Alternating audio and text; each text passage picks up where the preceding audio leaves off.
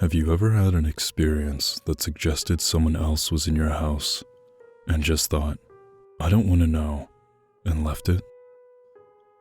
Sometimes, fear of the unknown just seems like the preferable option than facing a real, concrete danger. Normally it's nothing though. One time, the beeper function of my wireless house phone went off when I was the only one home. It could only be called from the living room. Another time, I swear someone took some change from my desk. They're all probably just slightly disconcerting tricks of the memory. But what would you do when something truly suggestive happens? Would you run? Or just ignore it, like I did? Last Monday was a normal day. I got up, brushed my teeth, changed into school clothes. All little parts of my morning ritual.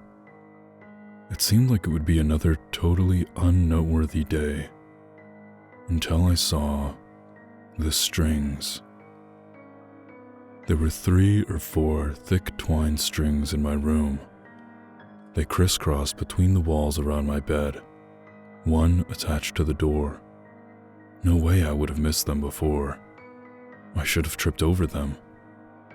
They were tied to pins in the walls, which had also not existed before 10 seconds ago. Nobody could have been in my room while I was in it, let alone set this up. It was early, and my brain wasn't processing correctly. I simply discredited the site, untied the strings, and left for school, leaving them balled up on my desk. It didn't get any better later. Outside my house, there were hundreds of them, tied between houses, around cars, across streets. This had to be one of those super elaborate pranks, one of those hidden camera shows or a comedy improv blog. They had gotten everyone else to play along too.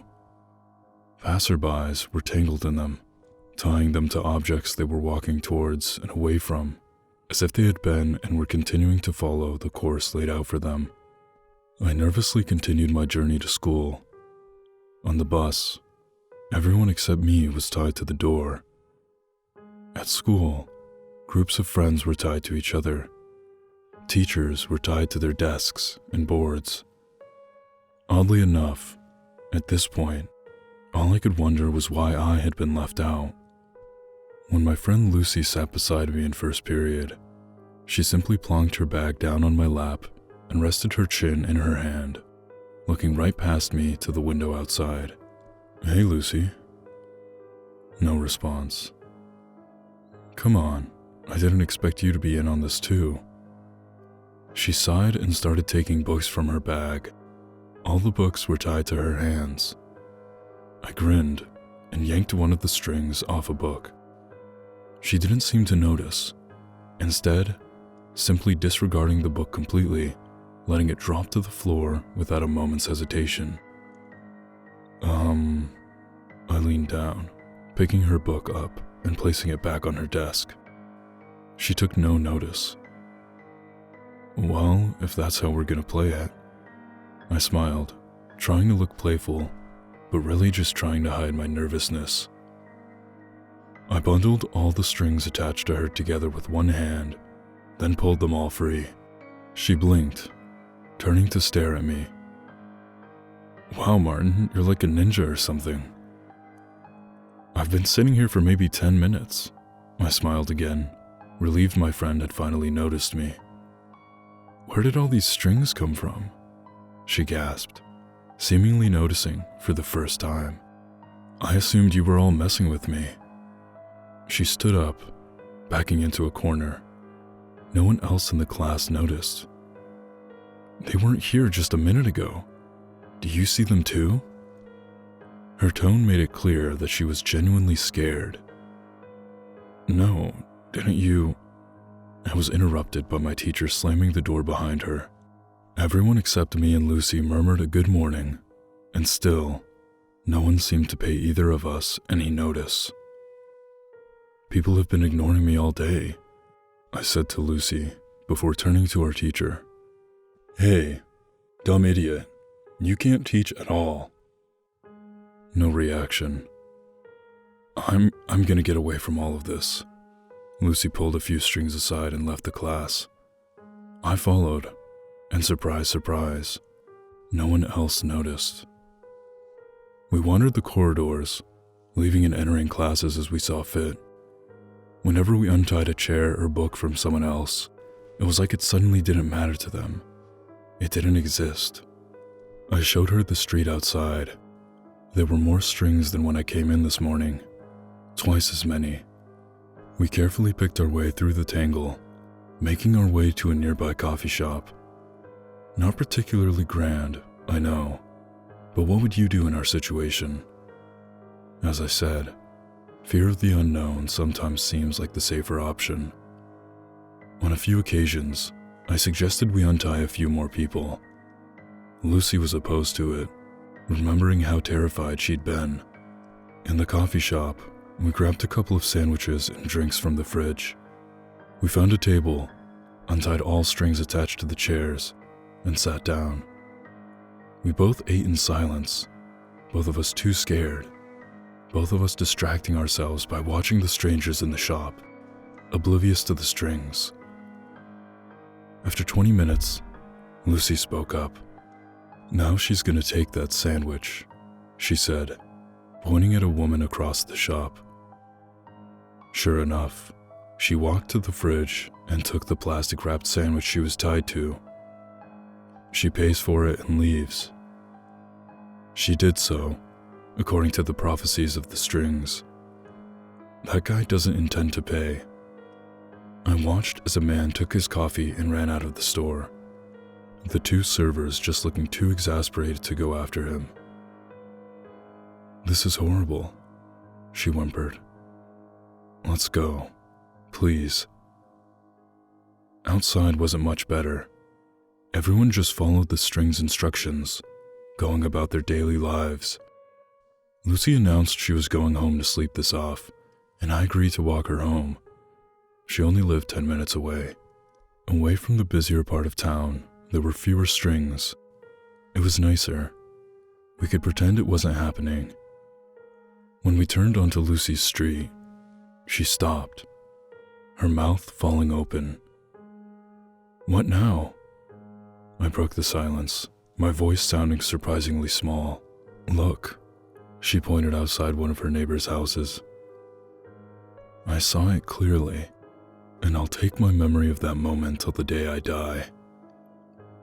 A little, dark imp, maybe 3 feet tall, walking along with its knuckles on the ground, almost like a monkey. It had 2 bulbous eyes, yellow, taking up about half its face, and no mouth or any other facial feature. It was holding a hammer and a ball of twine, which it was letting out behind it. It walked quickly and quietly from the front door of the house to the mailbox. It stopped, hammered a nail into the side of the box, and tied its string around it. It turned to face us and stopped when it spotted us. My bottom fell out even further than it had already been, but it just stared with a look of surprise and curiosity. You could almost say it was the more frightened one. Suddenly, it beckoned to us with its tiny hand. I looked at Lucy. She hadn't moved. I looked back at the imp, which stared at me. I halved the distance between us, and then halved it again. This wasn't fear of the unknown anymore. It was fear of this little guy. It didn't seem like anything to be scared of. When I was a meter away from it, it extended its hand. Hi. I shook it. It nodded in approval, blinking its massive yellow eyes up at me. "So you're the ones in charge of the strings?" It nodded eagerly. I called Lucy over, but she stayed where she was. "There are more of you?" Another nod. I wanted to ask it so many questions about what it was and where it came from, but it seemed for now that I was stuck with only yes or no questions. "Do we even have free will?" It just looked at me, almost sadly. I immediately felt sick to my stomach and couldn't bear looking at the little monster anymore. I grabbed Lucy, who had been listening to our exchange, and now sat on the curb with her head in her hands. "Come on." We entered her house, and I made her a cup of tea. When I found her in the living room, she had untied her dog and was curled up with it, crying. I set the tea down and sat beside her. "I'm so scared," she whispered, after a good 10 minutes of sobbing. I didn't answer. I couldn't. "I'm going to sleep," she mumbled suddenly, and was under within the minute. Sleep was starting to sound pretty good all of a sudden. My eyelids suddenly felt like they were being weighed down. I collapsed to the rug, and the last thing I heard before I fell asleep was the scurrying of several sets of little feet nearby. I felt much better the next day, as if the whole affair had been a dream. I'd probably have believed that if I hadn't been awoken by Lucy's mother that morning, wondering what I was doing sleeping over without permission or something.